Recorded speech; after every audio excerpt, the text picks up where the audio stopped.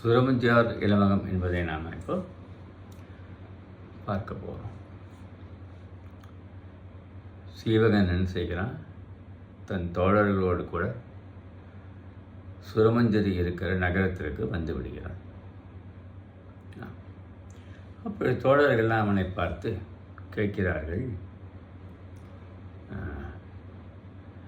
நீ இப்போ யாரப்பா திருமணம் புரிஞ்சிட்ட, நீ மன்மதனை பண்ணுறவனாச்சே, நீ உன்னை பார்த்தா புது மாப்பிள்ளை போல இருக்கே இதெல்லாம் பரிகாசம் செய்கிறான். சொல்கிறான், நான் விமலை என்ற அழகான பெண்மணியை மணந்து இன்பம் துய்த்து வந்து விட்டேன்ப்பா. நானே ரொம்ப அவளை பிரிஞ்சு வந்தமேங்கிற வேதனையில் இருக்கேன்.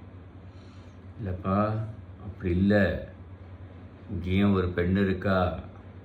அவர்களாம் சொல்கிறார்கள், சுரமஞ்சரின் பேர், ரொம்ப அழகு ஓவியம். அவளை பார்த்தாக்க நீ அப்படியே மயங்கிடுவே, நீ திருமணம் பண்ணிக்கணும் ஆசைப்படுவே நீ என்றெல்லாம் தோழர்கள் அவனை சொல்லுகிறார்கள். உடனே அப்படியா, ஆனால் ஒன்றுப்பா, அவள் ஆடவரையே வெறுக்கிறாவோ. ஏன்னா முன்ன வதுரும் சீவகன் இங்கே வந்தபோது அந்த சுண்ணப்பொடியெலாம் எடுத்து பெண்கள்லாம் எடுத்திருப்பார்கள். அதை எடுத்துக்கொண்டு போவார்கள். சீவகன்கிட்ட காமிச்சா சரியாக சொல்லுவாங்கிறதுக்காக சீவகன்கிட்ட காமிச்ச போது, அப்படி என்ன பண்ணிட்ட, இது மழைக்காடு செய்யப்பட்ட சுண்ணப்பொடி என்ன சொல்லிவிட்ட நீ. உடனே அவர்கள்லாம் ரொம்ப வருத்தப்பட்டு, அப்படியா என்று ரொம்ப கோபமாக போயிட்டாளோ. தன்னோட அந்தப்புறம் சென்று கதவை சாத்தி கொண்டார். யாரும் இங்கே வரக்கூடாது, ஆடவர்களே பார்க்க மாட்டேன் நான். சீவகன் மேலே உள்ள கோபத்தினால எந்த ஆடவரை பார்த்தாலும் ஒரு கோபம் வந்து கொடுத்தோம். ஆடவர்னால பிடிக்கல அவளுக்கு, அப்படி இருக்காவோ. ஆமாம், தந்தையாருக்கு என்ன செய்யறதுன்னு தெரியல, வேறு வழி இல்லை, பொண்ணுடைய விருப்பம்தான் என்று சொல்லி பேசாமல் இருந்து விட்டார் இல்லையா.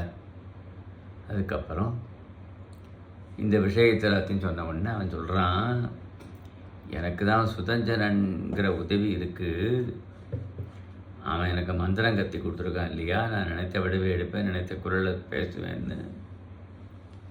நான் இப்போது வயதான மூப்புடைய அந்தணன் வடிவம் கொள்கிறேன்.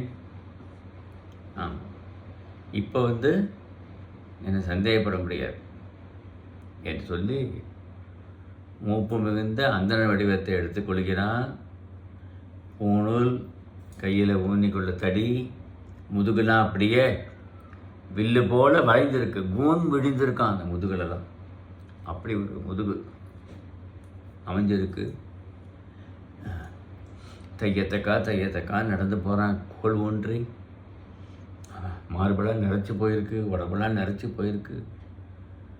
அப்படியே நடக்க முடியல, தள்ளுறது, கண்கள்லாம் பஞ்சடைஞ்சு போயிருக்கு. அப்படியே நடந்து மெல்ல வரானா. அந்த ஊருக்கு வந்தவுடனே கோட்டை காவல், அப்பா இங்கெல்லாம் ஆடவரே வரக்கூடாதுங்கிறாங்க. அவனுக்கு காதில் வாங்காத மாதிரி இருக்கான்.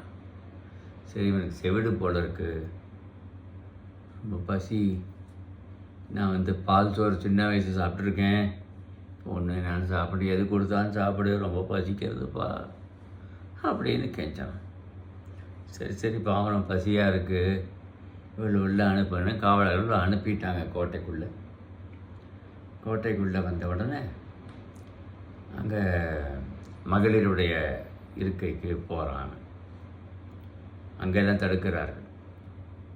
இந்த பருப்பா இங்கே வரக்கூடாது, ஆடவர்களே வரக்கூடாது, எப்படி வந்தியோத்திரமும் வயசானவனாக தெரிகிறவனை பார்த்தா அந்தனன் போல இருக்கேப்பா, இந்த காலத்தில் எதுக்குப்பா தள்ளாடி இங்கே வர, போயிடுப்பா நீ. ஒன்றுமே சொல்லலை, பசிக்கிறது என்று அப்படியே பசி வந்தவனை போல நடிக்கிறான்.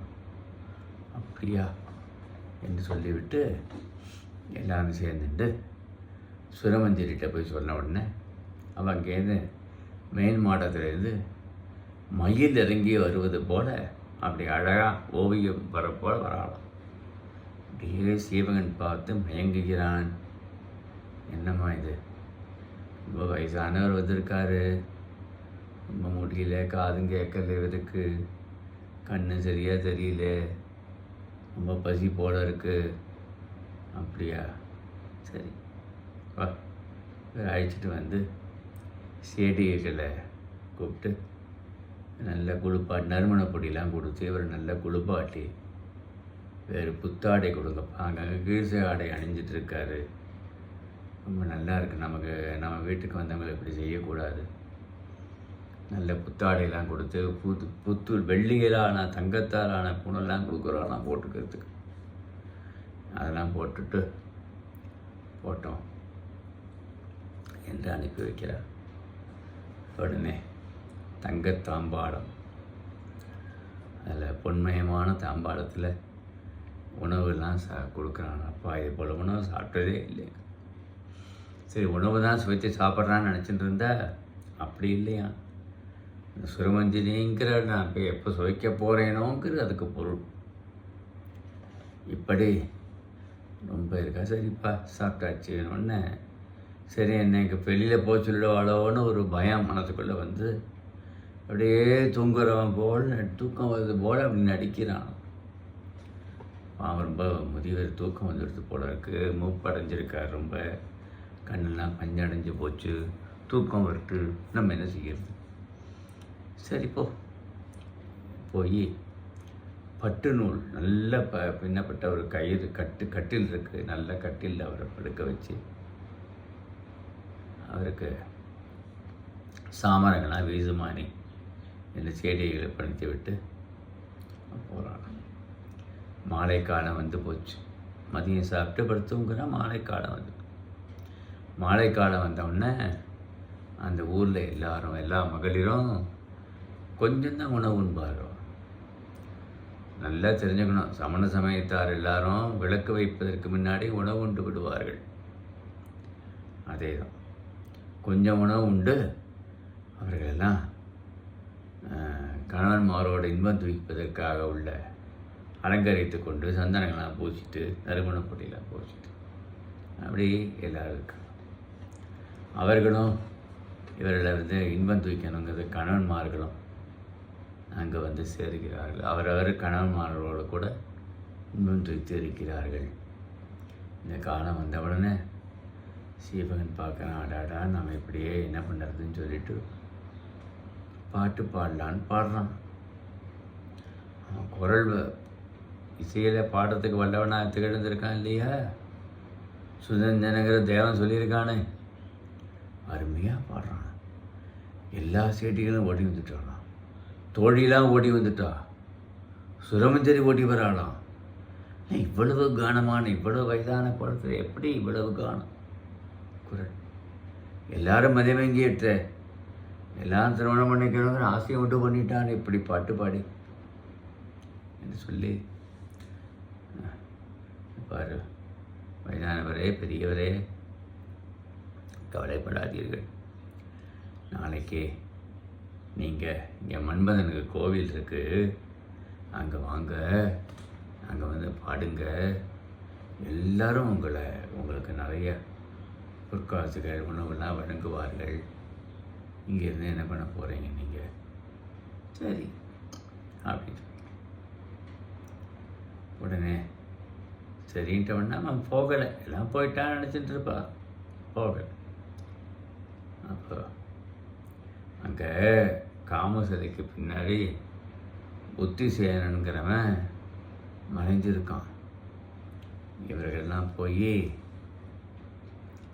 சீவகனை போல அவரை பார்க்க முடியாது, அவரை கொண்டு வந்து சேருங்கள், அது மேலே எங்களுடைய இளவரசியார் சுரமஞ்சரி ஆசை கொண்டிருக்கிறாள், அவர் இல்லைன்னா உயிரை விட்டுடுவா, அந்த நிலைமையில் இருக்குன்னு சொன்ன உடனே பின்னாடிலேருந்து சொல்கிறான், கடவுள் சொல்கிறது போல்